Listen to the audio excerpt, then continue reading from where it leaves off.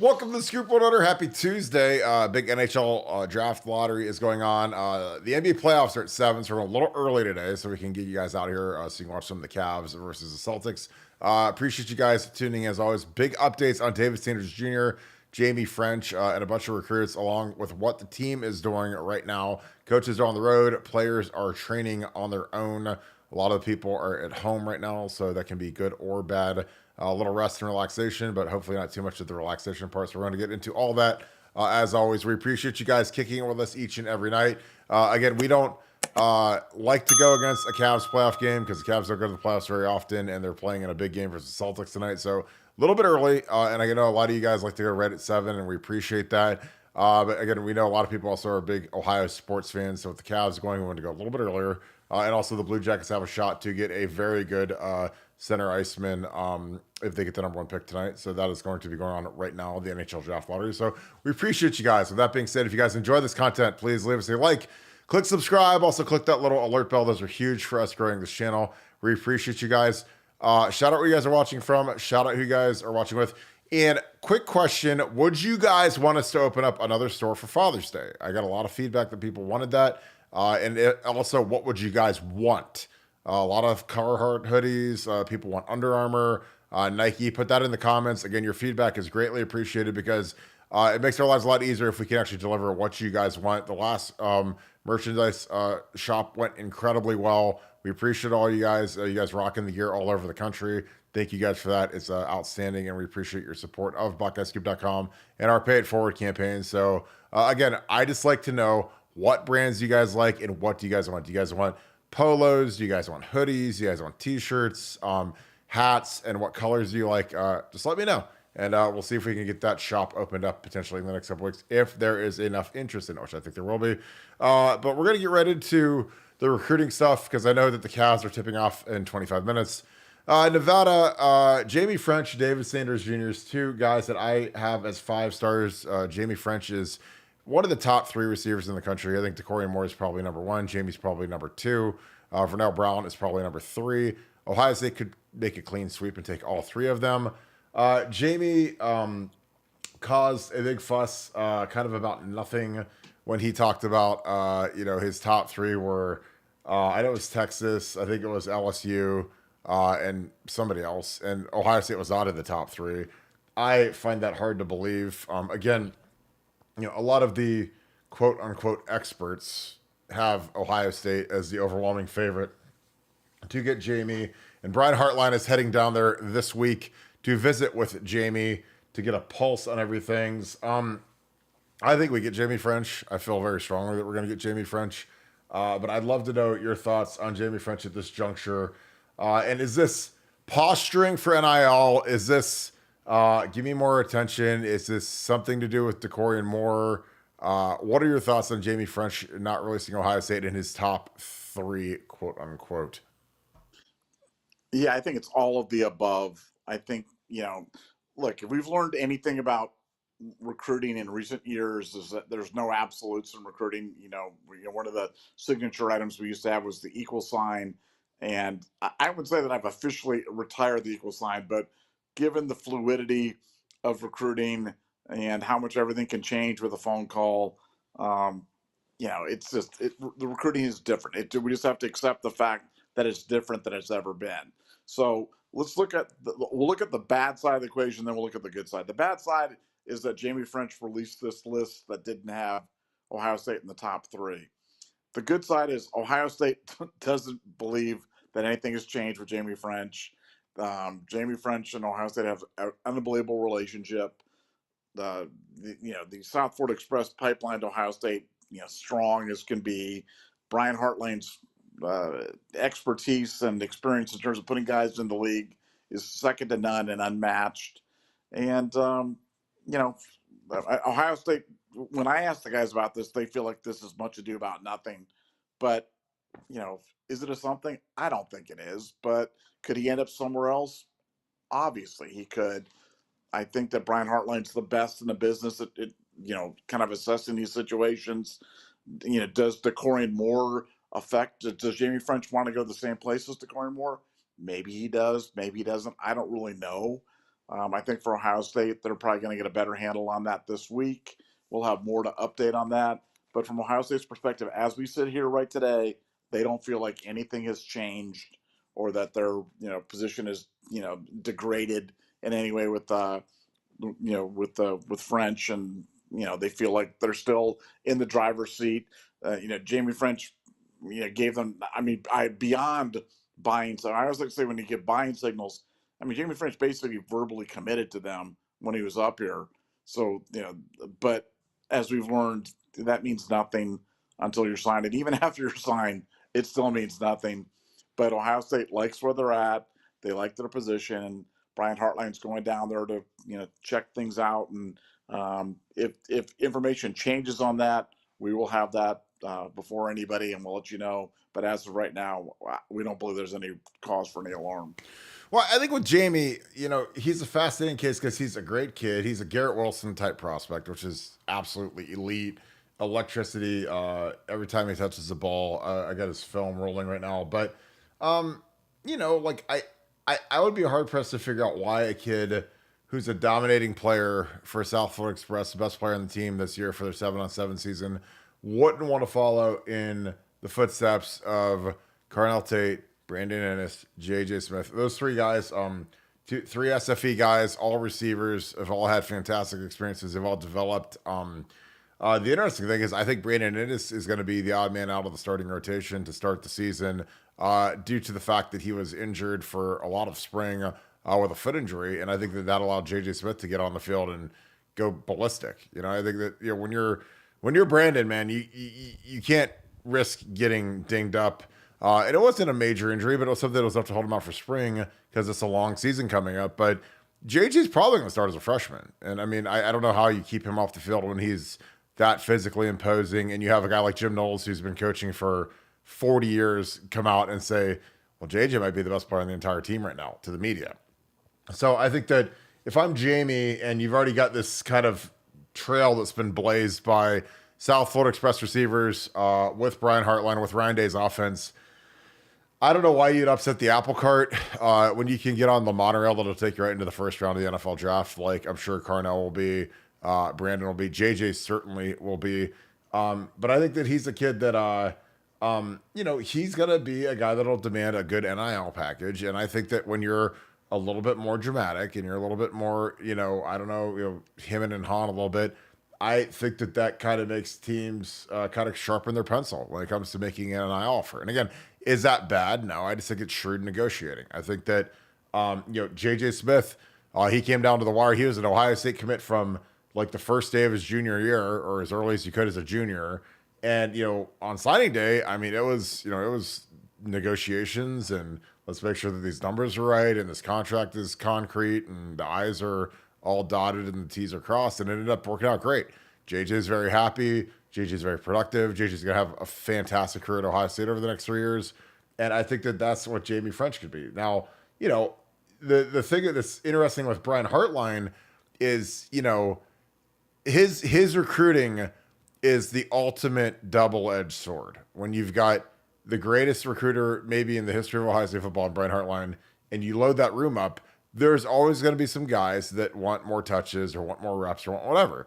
And Brian has been masterful about managing it, about having guys set expectations, about having guys say, hey, it's not like wait your turn is the wrong vernacular. It's more that, hey, this is a process. Like don't get bent because some kid that was the 35th recruit in the country is starting for Pittsburgh or West Virginia and he's got 50 catches this year and you're on the bench behind Jackson Smith and Jigba and Garrett Wilson and Chris Olave, who are all going to be first round picks.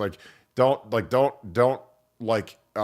it's not pocket watch in college, but don't stat line watch, don't box score watch. Cause some of those kids can say, well, man, if I'd have gone to this place, I'd be starting and I'd have 75 catches and 1,200 yards and whatever.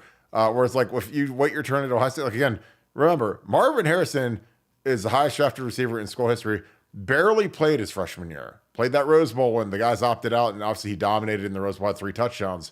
But that's kind of the culture that Brian has set up in the room where, he's like, guys, give us a chance, let us develop you, and when it's your turn, you're going to shine and you're going to get paid. And that's been a nice process thus far. Some guys didn't want to wait it out. Obviously, Noah Rogers took off. Bryson Rogers came back. But Brian's got it's tough because when you get nothing but monsters every single year, you're gonna lose some. There's gonna be concern for some. But I think with Jamie, like I think he understands the process because he has guys like Brandon and Carnell that are living the process right now. And JJ showed up. He was a monster, and JJ's gonna start this fall. I put a fair amount of money on that he's gonna be our starting X this year because he was dominant in the spring. So I think when push comes to shove, if Jamie and his people are trusting his career, his livelihood, and his potential, NFL career in the hands of somebody, it's going to be Ryan Day and Brian Hartline. So, again, Brian's going down there. It's going to be a business. Everything from here on out is business. They all know each other. Everyone treats everyone good. That's why I laugh when these morons interview these kids and they say, "Well, how was your visit to Ohio State?" Well, it was really fun. It was great getting to know the coach. The campus was pretty. The academics were great. Like, I mean, that time's over. Like everybody, like all of the petty talk is over with now. Now it's time to say, okay, what's the structure to get me to where I need to go? And what's the figure? And again, and that's the thing I love about NIL now is like it's all out in the open. There's no more, Ohio State lost the guy because Bama paid the kid and we couldn't and we're not allowed to, because now we're allowed to do that. So, when you get these kids from South Florida and you can break them off a little bit, and then you can also show them, hey, this little, chunk of change that we're going to give you, it's great, but here's Marvin's contract that he just signed, $34 million guaranteed. Then all of a sudden they're just like, ooh, that's way more important than NIL being developed. And Marvin didn't play his first year, and look at where he's at now and whatever. So I'm excited about Jamie French. The thing that's interesting to me is I think that the guy that's even more in the fold after I talked to some folks today is Vernell Brown. Vernell Brown Jr. is an electric kid, and he is a kid that is, for Chip Kelly's offense, Chip Kelly has done a lot of gadget stuff in the past with guys like DeAnthony Thomas, who's the Black Mamba, and that kind of thing. Like Vernell is a guy that's very, very intriguing just because he's electricity in a bottle. He's a guy that can play running back, not full time, but in a pinch. He can carry the ball in the backfield on jet sweeps. Like for what Chip Kelly likes to do, Vernell could absolutely feast. I'm going to toss this film on. Nevada with Vernell, another SFE kid. He's more twitched up than Jamie, and Jamie's electric. But this kid is like, I don't even know who I'd compare him to that's been at Ohio State. I'd say Braxton when he's flipped to receiver, but Braxton wasn't a ball carrier. I mean, he didn't like carrying the ball. I mean, he liked to get the ball in open space and make a spin move, but he wasn't a guy that wanted to catch it in the on the jet sweeps and that type of stuff. But this is a guy who's a special guy, and he's ascending in a huge way. But what are your thoughts on Vernell Brown? I feel like that's a guy. If you put a gun to my head, like who's closer, I'd say probably Vernell over Jamie. But I honestly think we get both of them. And potentially Decorian more. But your thoughts on Vernell Brown? Because he's the guy that I think is he's going to ascend during this camp season. He'll ascend higher than any player in the country, in my opinion. Yeah, he's a fast mover for sure. And as you mentioned, I mean, Ohio State's got a legitimate shot to sweep that top three with Moore, French, and Brown, which would be crazy. And given our success in the wide receiver room as of late, betting against Brian Hartline and any wide receiver candidate is really kind of a fool's errand. And really for Ohio State's got so much to offer. They've got such a track record, and with so much at stake. You're talking about generational wealth. I don't know why anybody would go any other place, but on my list of things that I worry about, wide receiver talent is just way, way down the list. We've got great guys in the room. We've got other great guys, coming in, and we'll have a great recruiting class, this year. I'm not exactly, I wouldn't want to bet my life savings on exactly what that class is going to look like in terms of who's going to exactly be in or be out. But I would bet a lot of money that at the end of the day, it's going to be outstanding. If it's not the best, it'll be one of the best wide receiver classes in the country. I think it'll be the best. And I think Ohio State's going to sweep. I think they're going to sweep the board personally. Just gotta weather the storms and the ups and downs of recruiting. Recruiting ebbs and flows. That's just the way it is. But nobody navigates that better than Hartline. So that's who my money's on.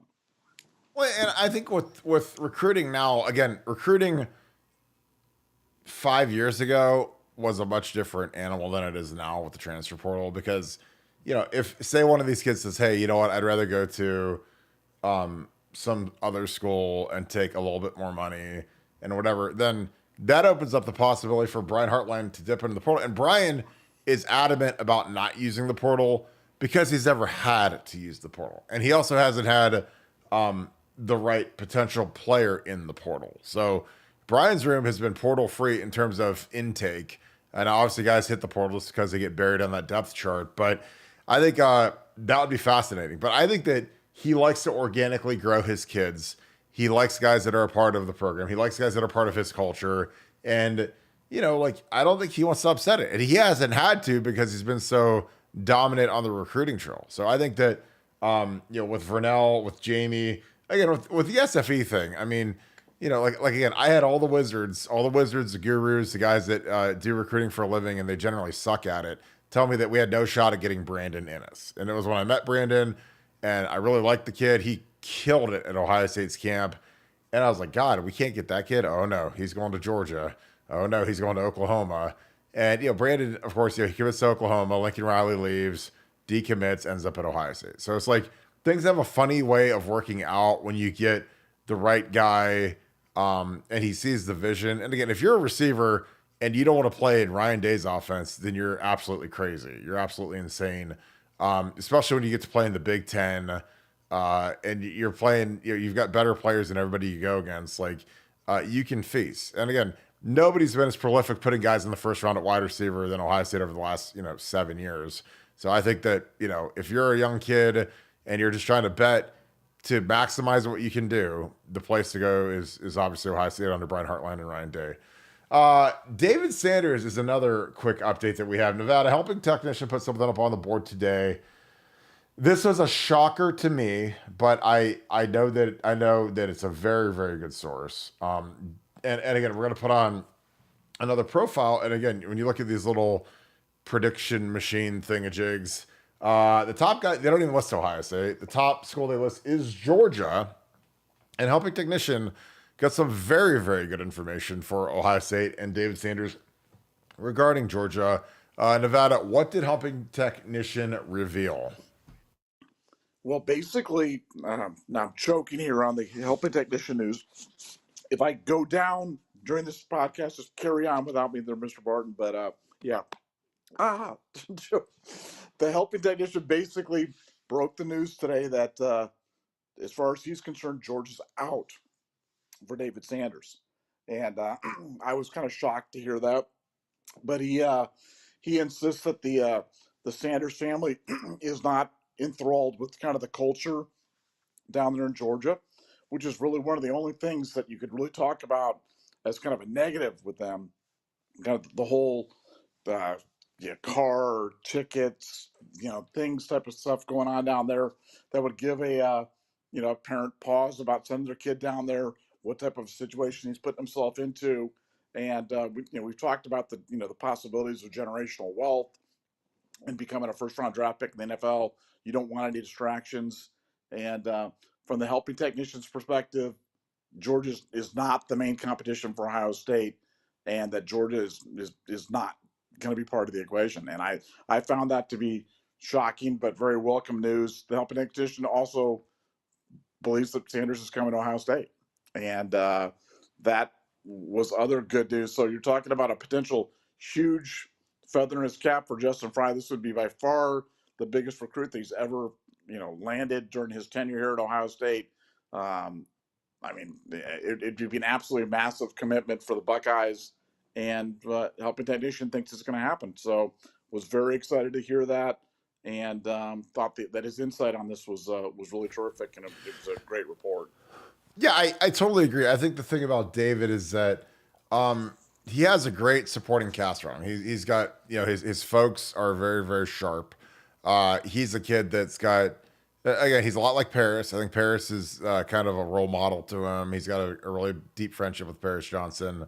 And I think that, Monica Johnson is a good mentor for the family, so I think that with these guys, it's interesting because the kid, he's one of those guys where if he doesn't screw it up, he's going to be a first round pick. You know, as long as he goes to the right scenario, gets developed, works the way he works. You know, this kid's got clean character, really, really high upside, major athleticism, frame to gain another 50 pounds because he's about probably 280 right now. He could get, yeah, he could get to 320 ish, 315 ish, 6'6 ish. Look fantastic at that weight, be able to run at that weight. And that's the same as Paris. Like Paris, 6'7, 310 ish, 315 ish, exceptionally lean, very sharp. And he's the prototype. And again, I think that this, when you're David Sanders, you're a lot like Jamie French. You're a lot like when you're these top drawer guys, these top high end 5-star guys, it's all about making the decision where am I going to end up? Where's the best place for me to be? And I think that it's fantastic for a kid like this because I think he's got a lot of ability. I think he's got a big time shot to be a Buckeye. But yeah, Georgia, Georgia's got some, they got some stuff going on right now. They've got, they've got some major issues with the off the field stuff, with the arrests, with obviously the issue with the vehicular homicide that happened the night of the championship parade. There's some stuff that is coming around to a lot of these player personnel guys at different programs, and what is going on in the world of Georgia football. Can I send my kid there? What kind of environment are they getting put into? And again, is college? Yes. Can things happen at any college campus? Sure. But there's been a very erratic history at Georgia over the last year. And I mean, I'm just telling you, it's a year and a half, 2 years.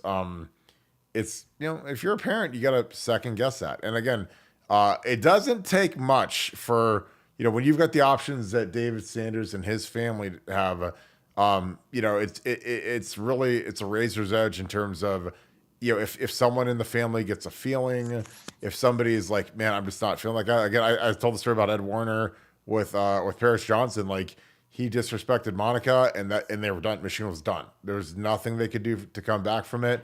It was over. And Jim Harbaugh couldn't save it.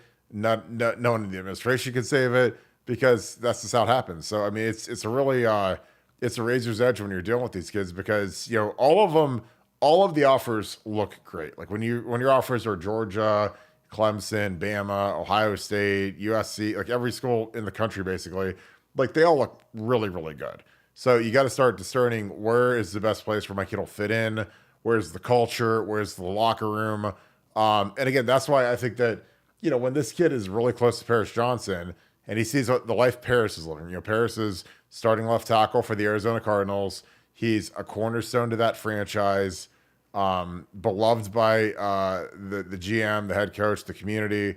That's what David Sanders could be in 4 years, which again, that is a very short period of time. He could be one of those guys that the teams are going to be leaning on in the National Football League. So what's the quickest way to do it? Well, just get right in the same tracks as someone that's done it like Paris Johnson Jr. So I think that it's a great update for David. Again, Georgia being out of the picture, I think is huge for us. Clemson obviously lurks with proximity, but when you're living in Charlotte, you're trying to get to Columbus and you're making a huge NIL deal. Like you can book those flights and it's not going to cost you hardly anything if you book them in advance to go to all of Ohio State's games. Like again, I love kids like this that are in a major city like Charlotte. And the folks can just go over to the airport, fly into Columbus, have a time, fly back. And it's not a big to-do to get to games that aren't necessarily in your state or within 2-3 hours. I mean, it's like a 6-hour drive, but it's like, that's, an hour and a half flight or so. So I love where we're at with David Sanders. So we're going to get some super chats. So we will knock some of these out. Nevada, any follow-up to my David Sanders spiel? No, I think, look, I felt that Georgia was a formidable competitor for David Sanders. And, with the indication that there could be any type of trepidation about going to Georgia or anything that would have Georgia on the outside, I just think it's a real net positive for Ohio State. And I think that's a real big piece of news. And like I said, this could be the one that sets Justin Fry off on a recruiting bender. And, I talked last night about how Tim Walton had that happen with Davison. He got Davison, and then Katie barred the door. He just went there and just started, just ladling in the top defensive backs and safety, talent. That could be the same thing with Justin Fry. This could be the one that breaks him out of, gets him off the schneid, and it'd be an unbelievable get for Ohio State, unbelievable get for Justin. And I know he's doing work on it, so let's hope he pulls this one over the line. Yeah, I totally agree. And the San Jose Sharks won the NHL draft lottery. So any of you Blue Jackets that thought there'd actually be any sort of hope, they got the 4th pick. Blackhawks went 2. Anaheim Ducks went 3. It's weird seeing Utah. Utah is at 6, which is a totally weird world now that there's a Salt Lake City team. We'll get into some of these super chats. Oh my God, this is hilarious. Donald and Karen at Rossback, instead of flowers, send money to Kim Barton. Inside joke. There was a joke saying that I had died today, and there's some loser that put that on, which again, it is what it is. But I laughed about that. So that's what some of these are going to be about. Pay it no mind, because that guy ain't killing me. Shof Steel Workshop, excuse me. Thanks for the deuce. Brief vote size for Kirk, R.I.P. Laugh out loud. I'm already exhumed and back from the dead, baby. So you guys can't stop me ever. But I appreciate you, Shof, as always. Iowa Buck, thank you for the 5. As a lifelong Vikings fan, I'm so bummed we took JJ. Can you give me any hope that he will be a good pro? Go Bucks. I don't, the only hope I have with JJ is the fact that his supporting cast is so overwhelmingly good that I think that you could put any average backup quarterback in the Vikings offense and he'd be productive, because when you're throwing to Justin Jefferson, Jordan Addison, and Hawkinson, I just don't know how you can't throw for 3,500 yards with a blindfold on, because those guys are just that talented and skilled. They made big investments. That's why it's crazy that Kirk Cousins, I was surprised he left that, honestly. I know that he went to Atlanta chased the bag. Obviously Atlanta screwed the pooch big time by taking another quarterback. But I don't know. I don't think JJ McCarthy, I think he's a false idol, just because, again, he was carried by a dominant defense, dominant offensive line, dominant running game. And I'm terrified because I have Justin Herbert in the Dynasty Football League, Fantasy League. And I think that he's got to turn into JJ, where he's going to have to throw for 200 yards a game, 2 touchdowns, and they're going to run the ball 45 times a game like Michigan did. And so I don't know. I think that, I don't want to say I've missed on quarterbacks, but the only thing that gives me hope is that he has infrastructure and he's on a rookie year deal for 5 years, because you're going to need that when you have to re-sign. Your left tackle is going to make a fortune. You're starting you just paid your tight end Hawkinson a fortune. He's the highest paid tight end in the NFL, and you got to give Jefferson a new deal, which is probably going to be $35 million a year. So you're not going to have much cap space to go get a $50 million a year quarterback like Kirk Cousins would have been. So that's my only hope, because again, I think that that's what the Bears did with Justin Fields. I don't think it was that they hated Justin Fields. I think that they hated that they're gonna have to pay him $30 million a year, and they weren't, over 4 or 5 years in term. And they said, well, if we just restart the clock with Caleb Williams, we get him for 5 years on a rookie contract, which is much cheaper. And I think that that's why they jettisoned Justin for a 6th-round pick, is because you have so much more cap space. Because if you're Ryan Poles and you're the general manager of the Chicago Bears, and if Caleb Williams busts out, then Ryan's going to get fired anyway. So it's who cares? You'd rather maximize that roster and be able to pay Keenan Allen, DJ Moore, and all the other guys, Cole Kmet, and then maybe have a little bit extra money for defense that you'll save by not have to pay Justin Fields. But just my opinion. I think JJ is a false idol. I think that he was carried by a fantastic offensive line, a fantastic defense, and a fantastic head coach in Jim Harbaugh. And I think he was just a guy. But, again, sometimes when you're just a guy, you can get carried. I've seen guys at Ohio State win national championships that weren't great quarterbacks, but they had a good supporting cast, a lot of draft picks around them, and they end up winning it all. So kind of is what it is. Nevada, your thoughts. Iowa Buck asks, he's bummed that they took JJ McCarthy. Any hope that he will be a good pro? Well, the only thing I can say to refute what you're saying, no question he's got a good supporting cast, but the Vikings have had that good supporting cast, and that was with Kirk Cousins, and they weren't exactly a dynamo on offense. They were okay, but they weren't great. So I'm like, if Kirk Cousins, who I think is a pretty good quarterback, very experienced, uh, didn't exactly light it up with those same guys. And I mean, that's when he had prime Dalvin Cook as well. I mean, they had some assets, and they were fine, but they were never like super scary. How's JJ McCarthy going to do? I think he's a bust.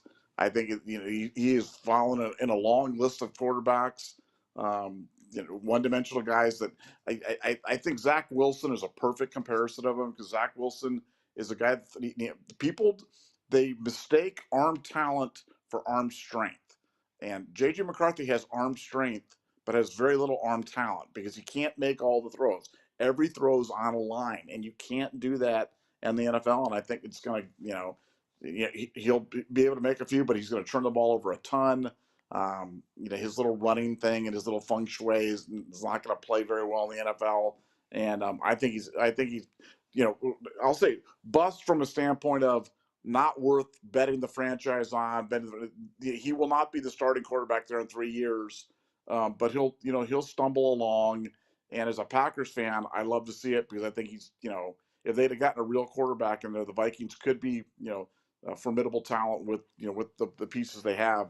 But I think JJ McCarthy's going to be a complete bust and pull the franchise down. That's just my opinion.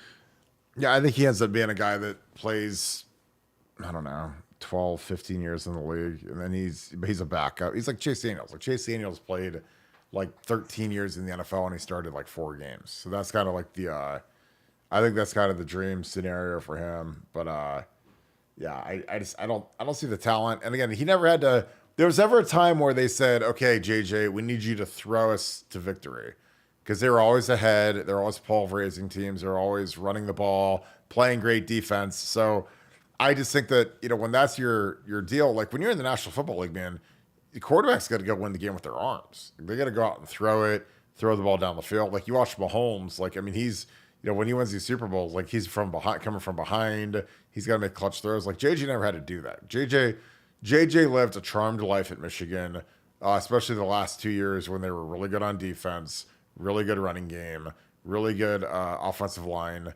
And in the league, like you don't get that. Like you're gonna have your left tackle out, practice squad at left tackle, a bunch of guys up front that are just suspect, and you still got to get that ball out and throw a rocket to these guys. And the thing that's going to be very curious is that I think Kirk Cousins is probably top 10 quarterback in the league.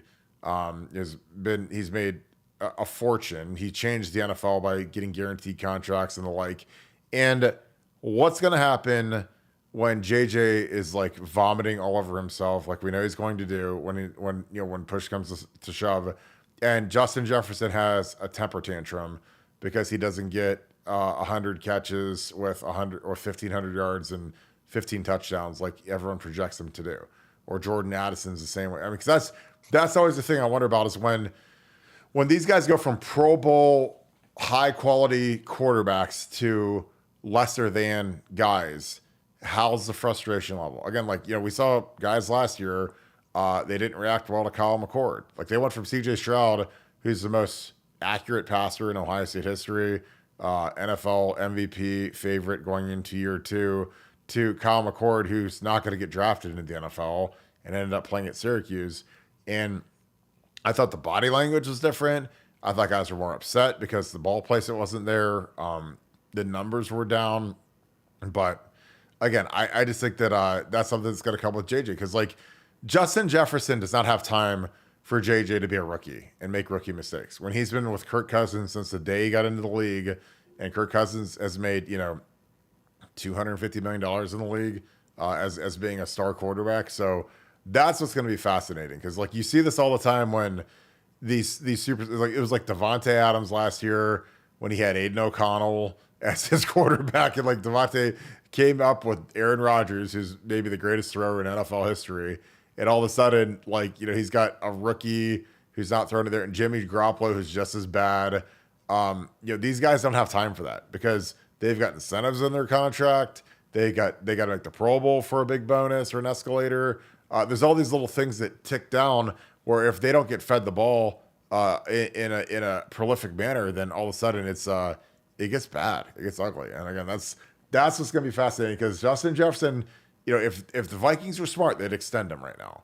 before all this starts going sideways. Because if he gets into that season, man, and he's halfway through the year and he's got 30 catches for 420 yards and he's through 8 games, like, I mean, it's going to be cancer inside that locker room just because that's how those guys are. They have to get paid, and it just kind of is what it is. Larry Daniels, thank you for the 5. Appreciate you. Are we a little arrogant or wearing scarlet-colored glasses to think every recruit would be a good fit or want to be at Ohio State? Nevada OH. I don't know. Nevada, I'll let you take this just because, like I said, I feel like I can always try to balance the talking out in the episode in my head.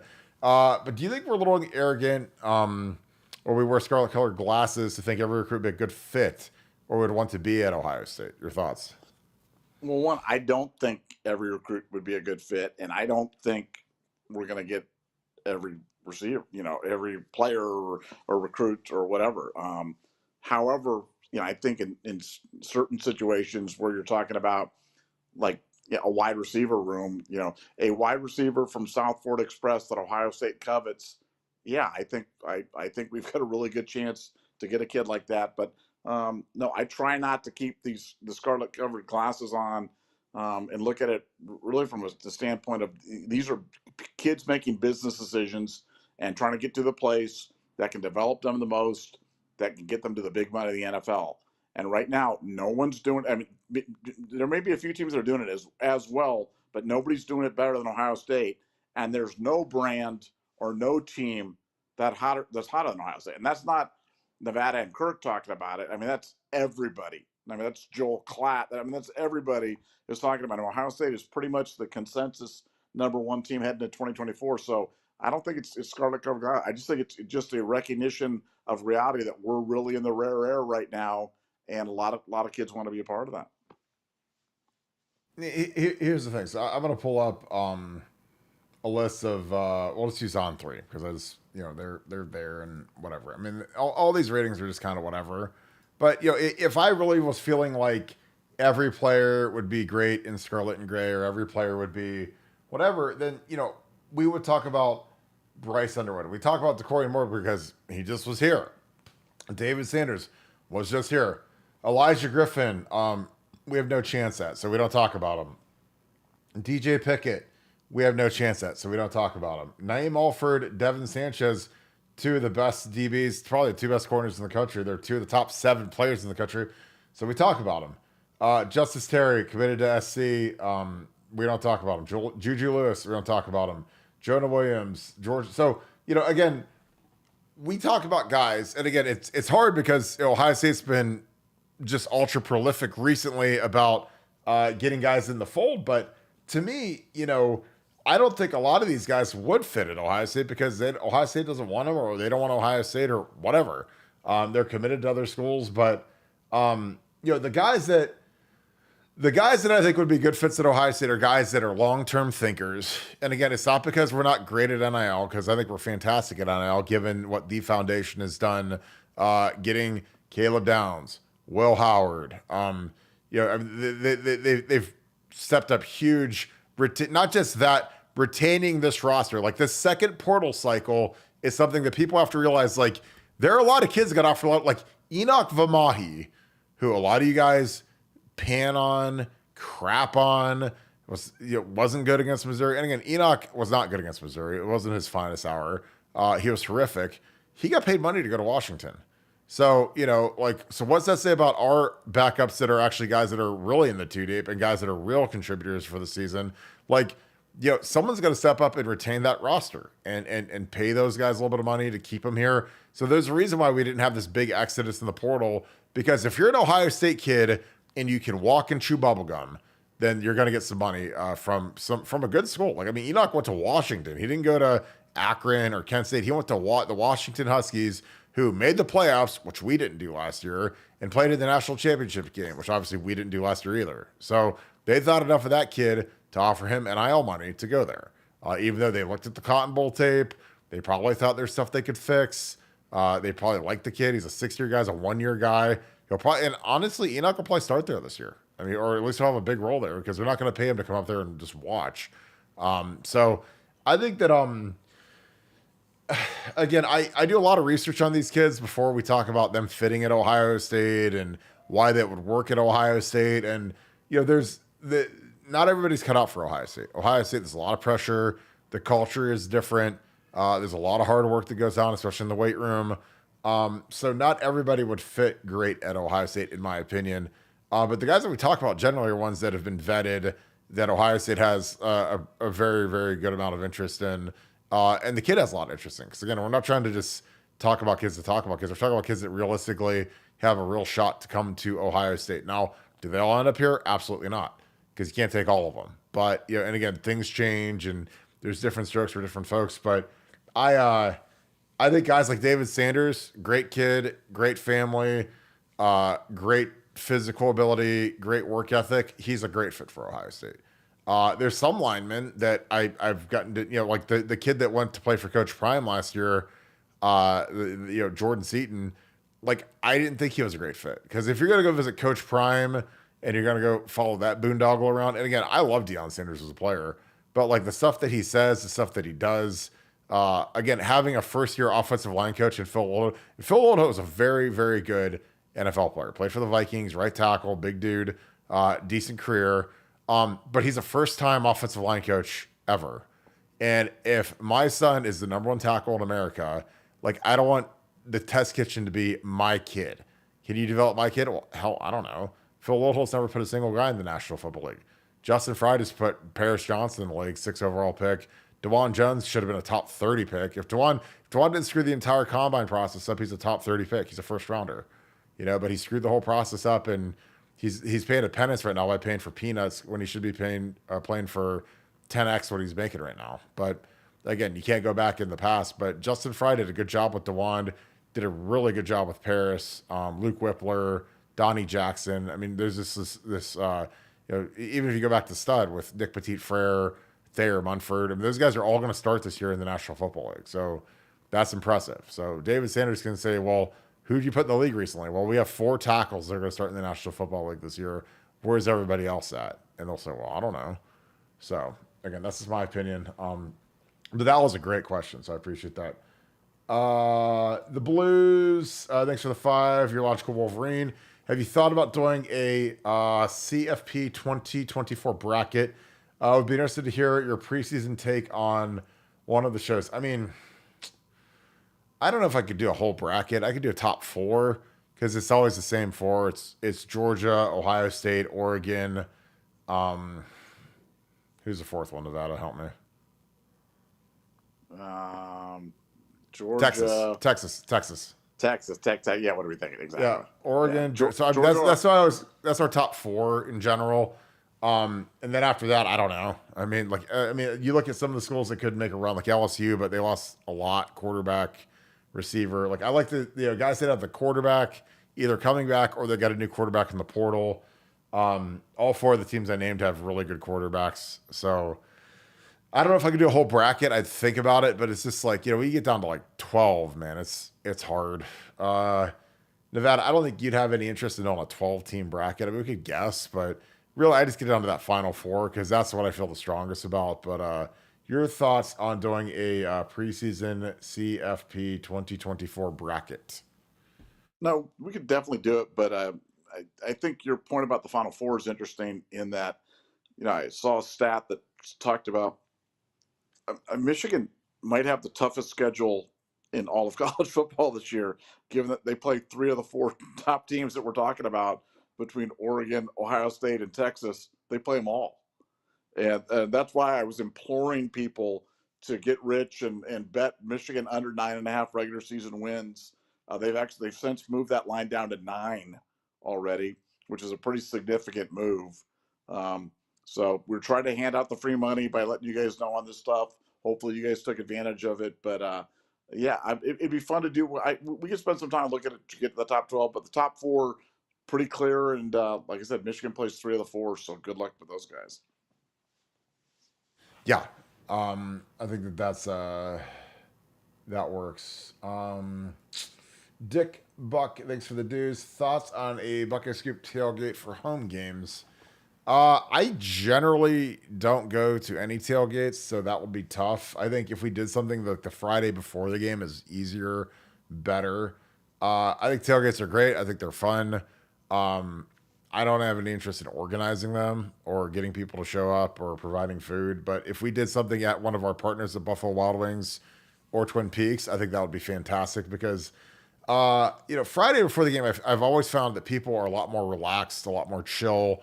Um, Saturday, man, people can be basket cases, anxiety attacks, whatever. Just because, what is game day, especially if we're playing a real team. Now, if we're playing Akron, nobody cares. But, if we got Penn State here or we got Michigan here, like people always have like this kind of anxiety because they're scared we're going to lose. So, I found sometimes hosts get tailgate with people that are, their teeth are chattering because they're so scared of the game. It's not always the most beneficial. And plus, if it's a noon game, it's hard because like you do a tailgate at 8 a.m. or whatever, and then people, oh, I missed it, oh, I had to go into the game early. So I generally shy away from doing tailgates just because, for one, I don't want to organize them. For two, I think that people have their own little game day superstitions and routines and that type of thing. So I think things the day before the game are much better because people usually, if people are coming in from out of town, they generally come in on a Friday. They're looking for somewhere to grab lunch, whatever. And I think that's a lot easier to do than something on the actual day of a game, especially because you got to find a spot. You got to get people there. Sometimes parking can be a pain, especially since they ripped up the hospital entrance off of Cannon Drive. I mean, it's a disaster to get to the Horseshoe right now because of the hospital renovations. But Nevada, I'm sure that you don't have any interest in doing a Buckeye Scoop home tailgate. But like I just figured I'd throw it out to you. Well, no, I think it's a great look. I think anything that people get to know each other, get to see each other. I think practically, I think your idea is right though. Probably having it like some sort of hosted event at on the Friday before makes a whole heck of a lot of sense, and sure that's something we can look at. Yeah, I think that makes it a lot easier on everybody. Just because then, like I said, I've seen people on the day of games, man, and there's some people that they can barely even breathe because they're so anxious because the big bad Wolverines are in town. It used to be like that until 3 years ago, but now people are all nervous about these games. ZZM, thanks for being alternating for the 10. Spent time thinking about our running game. Watching old Oregon games, there's a lot of amount of misdirection, confusion, chip likes. How big a difference will it make in chunk plays? Well, the two things that can help us in terms of adding more yards, three things that could add more in the yards per carry category. And a lot of times, like when the yards per carry goes up, it's because you add more chunk plays. So when your yards per carries goes from 4.5 to 5.5, it's because you probably have a bunch more 60-yard runs that raise it's like the high tide that raised all bad plays. Like the high tide or the high efficiency play raises all of the yards per carries. But I think that the constraint on the backside with running the quarterback is going to be humongous. I think that the confusion that makes combination blocks, which is double team blocks with their offensive line, makes the linebackers hesitate, freeze, hezzy step, like whatever you want to call it. I think that'll be huge. And I think our receivers have to block. Like that's the thing that's fallen off the cliff the last like 4 years is our receivers just don't block. And again, I know that blocking is, a lot of these guys are too cool for school. They don't want to get their gallery department hoodies all hurt or their Louis Vuitton cleats hurt or whatever. So they don't want to block. They don't want to get their nails dirty. But if these guys would go dig some of these safeties out, then magically Trey Henderson would run for a lot more yards because, like the guys that are supposed to be getting blocked would actually get blocked as opposed to guys just kind of doing this like lame duck effort that I see these guys do. And it's like, it's sad when I watch it because I'm like, it's just such selfish football. And again, call me old geezer, old meanie, old whatever, but it's the truth. I mean, a lot of these guys are soft and these guys don't want to break a nail. So they don't want to help out their running backs and the rest of the team by going and doing their assignment and blocking guys. So again, if our guys block on the edge, then magically we'll be like, wow, look at all these long runs we're breaking. Like we used to do back in the day. Like when Brian Hartline used to play for us and used to knock guys' heads off, like at Beanie Wells would run for 70 yards. Like it wasn't because we were just so much better on offense when we ran the Jim Tressel old covered wagon offense. We ran ISO and power every other play. it was because our receivers they'd knock the heads off of safeties, and they'd knock out corners and they'd chip them and they'd grind on them. Then all of a sudden, when I got to the fourth quarter, Beanie would get loose. And we won games where we honestly probably wouldn't have won if we didn't block the perimeter, where Beanie would have 60-yard runs, especially versus Wisconsin, versus Michigan. And you saw our receivers downfield blocking guys, stock blocking guys, like their lives depended on it. So, again, we got to get back to that. Again, I know that, everything is PC and easygoing nowadays, and it's true love and big love and love conquers all. But, we got to get back to blocking these guys on the edge. Nevada, ZZM asks, think about our running game, watching old Oregon games. Do you think there will be a big difference in chunk plays doing what Chip likes with the misdirection and the confusion? Yeah, I think it's going to be night and day. But misdirection, constraint, presenting the quarterback as a viable option, insisting on tight ends and wide receivers blocking. You hit it right on the head. Long runs are directly a result of wide receivers blocking. It doesn't matter, Burt Carton and an Orlando Pace up front do not affect the guy that's 40 yards down the field or 30 yards down the field. And if you don't block him, then you don't get those big long runs. So we didn't do that last year. You and I did a kind of famous episode for the Cotton Bowl that showed if we'd have gotten, we had Trey Henderson was literally loose 3, maybe 4 times, that if we'd have just gotten one more block down the field, that he would have gone. We probably would have won the game had we done that, but we just don't do it. This year, Chip's insisting upon it. You'll see it. It'll be a palpable difference, and it'll be like magic. And everybody's going to credit the offensive line, all the offensive line, but it's not just the offensive line. It's the scheme, and it's an insistence upon everybody else participating in the blocking, and we'll see a lot more long runs as a result. Yeah, and again, that's why people bang on the offensive line, and sometimes I'm like, it's the quarterback, it's the perimeter blocking, it's a whole ecosystem. It's not just the 5 guys up front. And again, I'm not, and trust me, I'll get after those guys just as easy as anybody. I'm not like some guy that's just Mr. Pro O-line. I'm just pro intelligent football conversation. And again, when you watch the film, you can see a lot of times where the breakdowns happen, and it's not always the offensive line. I'm just telling you. Donald Karen Rossbuck, thank you for the 5. Thank you for being an Ultra member. Well, Ohio State fly to Oregon early to get used to the time change. Nevada OH. I would. I would imagine, when we played Washington in 2007, we went out on Thursday night. We practiced. We packed our stuff up, and we got on the plane. I think we practiced early, actually. And I think that that's the best way to do it by far. Because I imagine it'll be a noon game out there, which is a 3:30 Eastern time game. It's a long flight. I mean, it's a 6-hour flight, 6.5 or whatever it is. So I think that, going out there a day early, getting out there, get a little acclimated to the time, because it is a 3-hour difference going to the West Coast. I think it's critical. I think it's smart. I think that there's a reason why a lot of NFL teams do that. And especially West to East Coast, they definitely do that. They usually leave on Thursday night after practice. And the thing is like with Friday, all you have is a light walkthrough, and you literally can do that in the ballroom of a hotel. Like, you don't need to put pads on. You don't need to be out on a field. You don't need to have any sort of equipment. So like the smart teams, like what we did is we got our all 3 of our practices in. We wrapped up that Thursday practice. We brought all of our gear to the Woody Hayes, and after practice we just showered up and we headed out to Washington. And I think that that's what they're going to do for Oregon. It's the only way to do those West Coast trips, man. I'm telling you, because it's a long flight. You get dehydrated. You want to make sure these guys are pushing fluids. You want to make sure that they're used to any other variables. But I think they'll do that. I think that it's money well spent. I know it's an extra night in the hotel and whatever, but it's I think it's, when it's a business trip like this, like, you got to do everything you can to give yourself the best chance to win. And I think that that's what they're going to do. Nevada, your thoughts? Do you think Ohio State will fly early to get used to the time change to Oregon? Yeah, and the good news is, you've got Chip Kelly, so I mean, he's an expert in terms of getting to and from Oregon.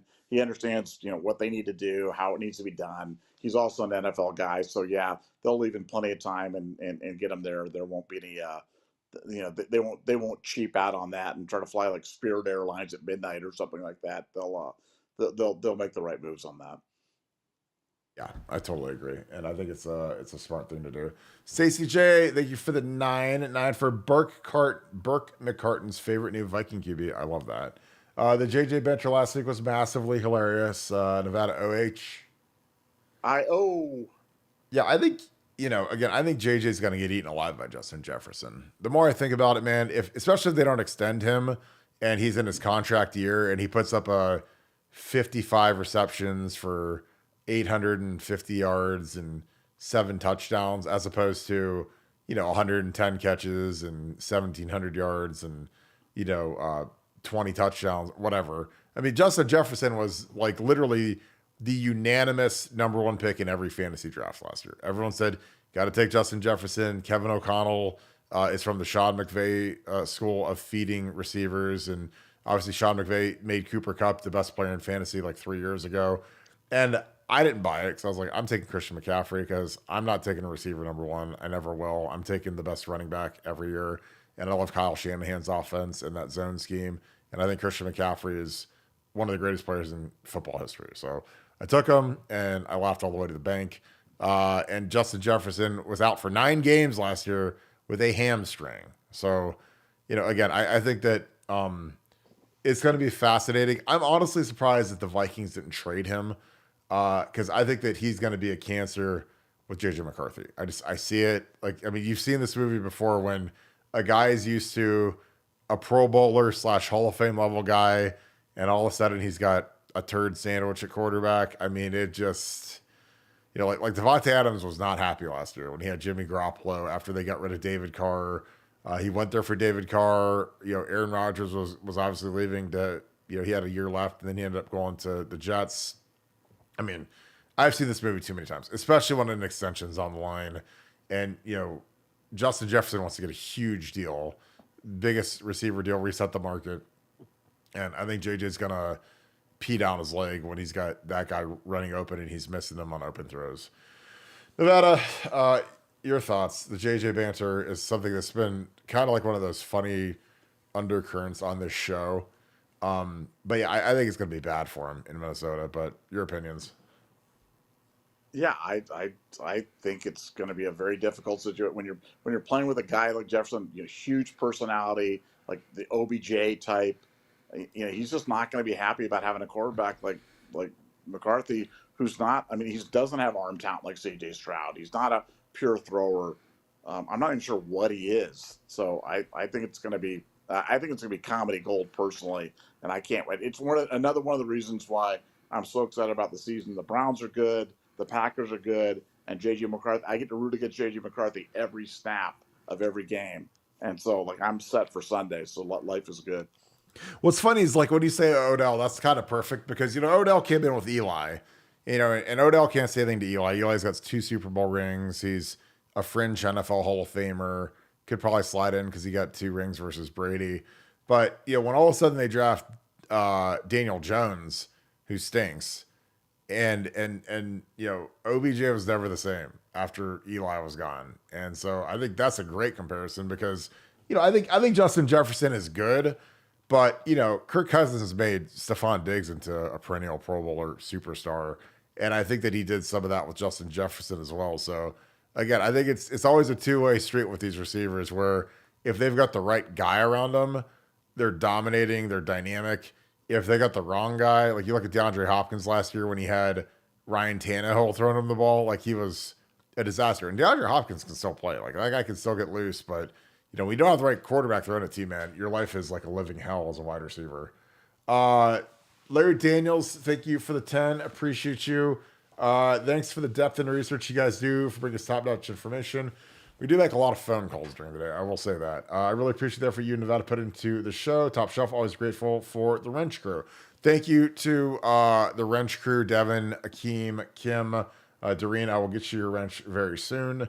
We always appreciate you guys. Larry, that is very kind of you. Thank you. Again, we work all day, and usually around 3 or 4, I try to write out, kind of where we're going to go with the show. Obviously, talk to Nevada a lot throughout the day. What's popping, especially in the off season. You got to figure out what you're going to talk about because there's not a Ryan Day press conference or, hey, we're playing Penn State this weekend or whatever. It's like you gotta find what's really going on at Ohio State, especially when the team's gone. The team's not even in So we can't give you guys workout updates or who's killing it in summer conditioning because nobody's there. So we always make sure we grind and we get you guys the freshest information each and every night. Nevada, your thoughts, Larry? He thanks us for the depth and research we do, bringing the information, and he appreciates our effort. And he says the show is top shelf. Again, Larry, I appreciate you so much. Your thoughts, Nevada? Yeah, well, just again, appreciate the kind words. We're trying to make this like, kind of like Sports Center used to be on ESPN, where it was kind of an aggregator of the sports stories of the day. Planet Night, that's what we kind of are with Ohio State. We're kind of an aggregator of all the Ohio State stories of the day, and you get a chance to get it all in one place. So we appreciate you being here. We're going to keep working hard at it. Totally agree. James Jennings, thank you for the 10. Hey, Kirk in Nevada, got my scoop hat and flag, and I'm loving them. Appreciate you, my man. Just put the flag up today outside, repping Buckeye Scoop in the Lone Star State. Thank you for all you do every day. Nevada OH. I-O.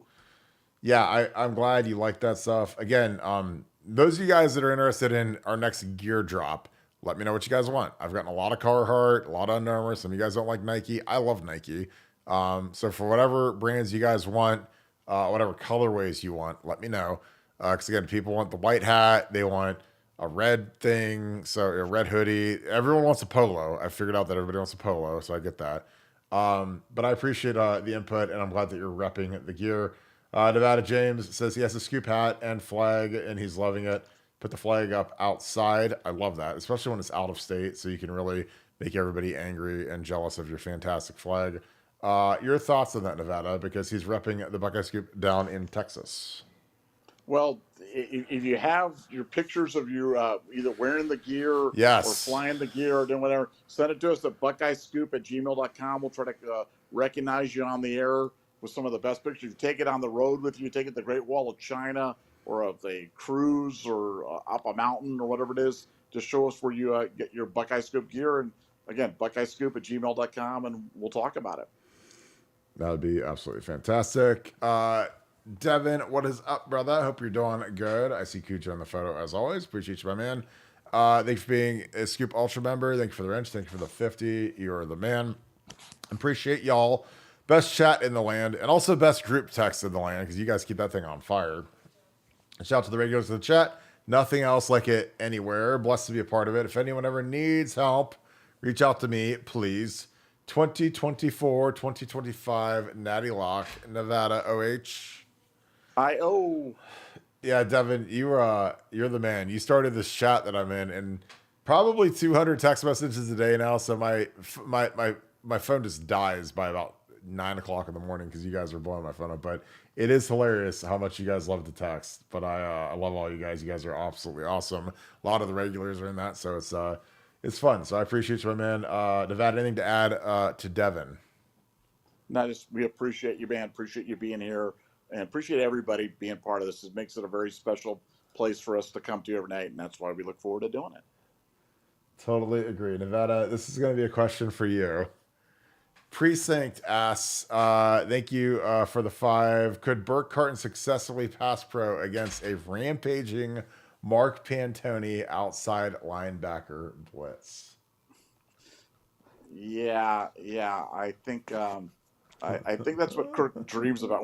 When Kirk goes to sleep at night and he dreams that's his dream. His dream that he lines up against 11 Mark Pantonis and like 10 and a half pancakes per play and set the world record for pancakes and win the Remington, the Outland, and every other type of land award. And that's his dream. Oh my God, that is. I mean, you guys always surprise me with how hilarious you guys are, but that's a good one right there, man. Mark Pantoni. The only reason I want to do that is because like I'd be playing at the lowest level of football if I was going against Mark Pantoni, so I really don't want that. Because I don't think Mark ever played football, but he does his thing. It's fine, but yeah, that would be great though, because again, it is funny when you play against guys and they're not as good as you, or as strong as you, or as big as you, and you can manhandle. And again, everybody meets their match. Like that's the thing. The thing that's beautiful about football is every player in the history of the game has gotten whipped before. You go watch Larry Allen, who's probably the greatest guard who ever played in the history of football. Go watch him on YouTube versus Reggie White. Reggie White destroyed Larry Allen. And again, Reggie White's probably the best defensive end that's ever lived. And he destroyed Larry Allen. Larry Allen's got a bench 700 pounds, and Reggie threw him down like he was a toddler. So, again, that's why I love football. And I tell that people, like, when Ohio State would lose or Urban Meyer gets blown out by Iowa or some dumb game, I'd be like, look, everybody in football has their turn. If you want to look at Nick Saban, go look up his first game when he coached at Michigan State. They played the Nebraska Cornhuskers in, I think it was 95. I'm 99% sure it was 95. They opened the season playing the Nebraska Cornhuskers. Go look up that score. It was like 77 to like 3.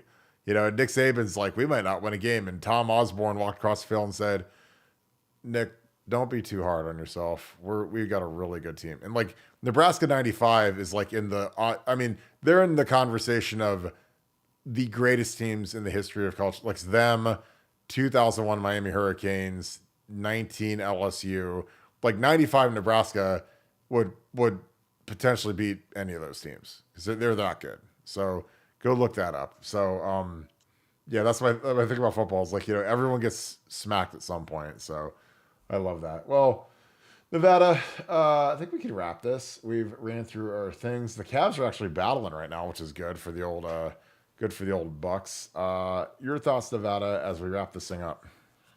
Not just great news on Sanders today. If you haven't seen the update, join at BuckeyeScoop.com. You get all the details. And yeah, Cavs are, it's 40-31 with a little bit to go in the first quarter. This is a high strength. The Cavs have figured out that they got to play up tempo. They've kind of forgotten about defense, but they're playing some hard offense right now. So let's go Cavs.